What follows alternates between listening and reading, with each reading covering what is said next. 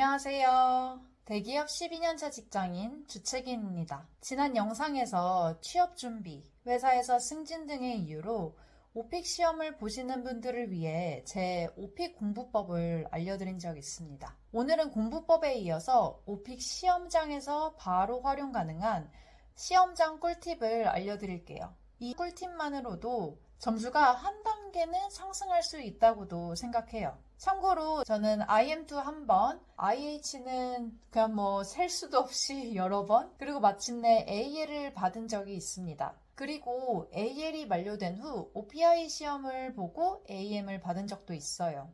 이렇게 시험을 많이 봐도 항상 볼 때마다 긴장이 많이 되더라고요. 긴장하다 보면 공부한 대로 제대로 말이 안 나오기도 하잖아요. 그런데 오늘 제가 알려드릴 이 방법을 시험 보는 중에 적용했더니 긴장도 훨씬 줄어들고 제 실력을 100% 발휘할 수 있었어요. 그럼 오픽 시험장 꿀팁 지금부터 공유해 드리겠습니다. 첫 번째, 오픽 문제는 무조건 2번 듣기. 대부분 이미 2번 듣고 계시겠지만 들을 때마다 해야 할 일이 있습니다. 문제를 처음 들을 땐 무엇을 물어보는지 정확히 파악하는데 집중하세요. 예를 들어 이런 문제를 받았다고 가정해 볼게요.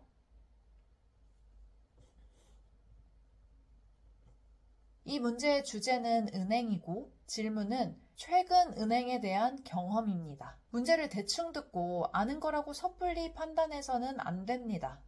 은행에 대한 그냥 과거 경험을 물어볼 수도 있겠지만 이런 식으로 가장 최근 은행에 갔던 경험을 물어볼 수도 있어요. 이 문제에 대한 대답으로 어렸을 적 은행에 갔던 경험을 말하면 동문서답이 돼버려요. 그러면 채점자는 우리가 문제를 이해 못한 것으로 판단해서 점수를 감점시킵니다. 그리고 문제를 2번째 재생할 땐 그냥 듣지 마세요. 이미 우리는 질문이 무엇인지 파악이 끝났습니다. 그러니까 문제가 재생되는 동안 어떤 얘기를 할지 생각하세요. 제가 지난 오픽 공부법에서 말했다시피 우리의 답변은 2갈씩이어야 합니다. 그렇기 때문에 첫 문장부터 결론을 말해야 돼요. 즉, 오픽 답변 주제를 빨리 생각해내야만 합니다. 두 번째, 오픽 답변 후 쉬는 시간 활용. 1. 복기하기. 오픽 답변을 끝낼 땐 하단의 넥스트 버튼을 누르게 돼요. 그리고 바로 다음 문제가 재생되는 게 아니라 플레이 버튼을 눌러야만 다음 문제가 나옵니다. 여기서 절대 바로 플레이 버튼을 눌러선 안 됩니다. 플레이 버튼을 누르기 전 방금 내가 한 오픽 답변에 대해 빠른 복기의 시간을 가져야만 해요. 답변 속도가 너무 빠르진 않았나? 2갈씩으로 잘 말했나? 사실보단 감정에 집중했나? 너무 길게 답변하진 않았나? 등등 실수한 부분을 즉시 복기하면 다음 문제에선 안 할 확률이 높아집니다. 그리고 두 번째, 다음 문제 예상하기. 오픽에서는 다음에 나올 문제가 무엇인지 예상이 가능합니다. 2, 5, 8, 11, 그리고 14번만 빼고요. 왜냐면 오픽 시험은 크게 보면 5개의 콤보셋으로 구성되어 있으니까요. 콤보셋의 첫 문제로 은행에 대해 내가 뭘 하는지에 대한 질문을 받았다고 한다면 당연히 그 다음 문제도 분명 주제는 은행이겠죠. 아마 은행에 대해 설명하라고 할 수도 있고 아니면 은행에 대한 나의 과거 경험을 물어볼 수도 있을 거예요. 이런 식으로 다음 질문에 대해 미리 어느 정도 예상이 가능하기 때문에 해당 질문의 답변 주제도 미리 생각해 볼 수 있습니다. 그런데 이 쉬는 시간 활용에 너무 긴 시간을 소모하지 마세요. 한 30초에서 40초 정도로 빠르게 복기 및 다음 문제 예상을 끝내셔야 합니다. 저희는 오픽 시험을 40분 내로 끝내야만 하니까요. 세 번째, 스킵하기. 문제를 2번을 들어도 이해가 안 되거나 할 말이 떠오르지 않을 땐 과감하게 스킵하세요.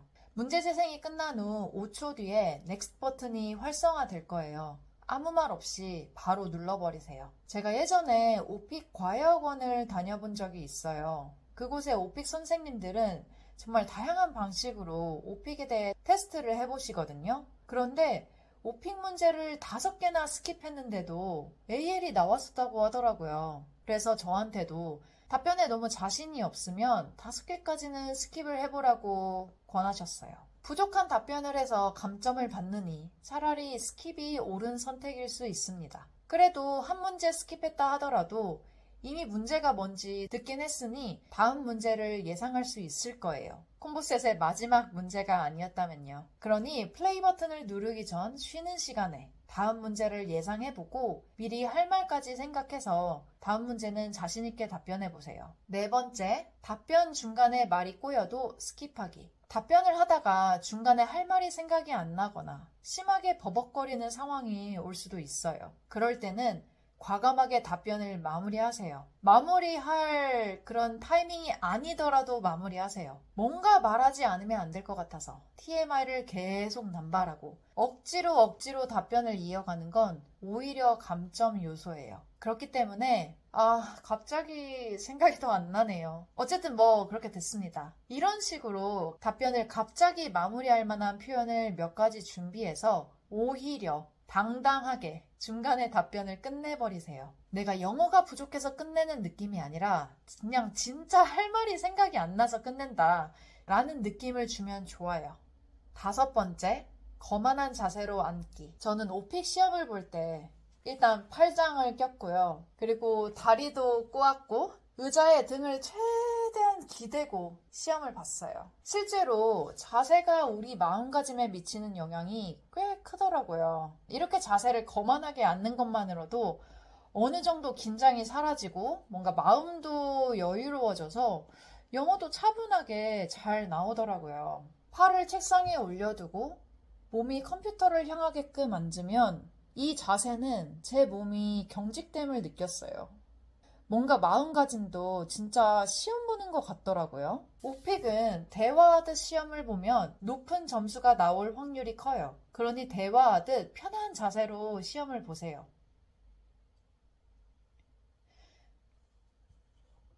여기까지 제가 시험장에서 적용했던 모든 팁을 알려드렸습니다. 시험을 보다 보면 머릿속이 새하얘져서 이걸 잊어버리게 되기도 하는데 저는 40분간 정말 정신 차리고 다 지키려고 노력했어요. 긴장해서 내 본 실력이 나오지 않으면 84,000원이 정말 너무 아깝잖아요. 이 방법으로 여러분들도 오픽 시험장에서 여러분들의 실력을 200% 발휘하실 수 있으면 좋겠습니다.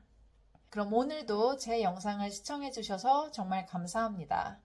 내용이 유익했다면 좋아요와 구독 부탁드릴게요. 그럼 빠이!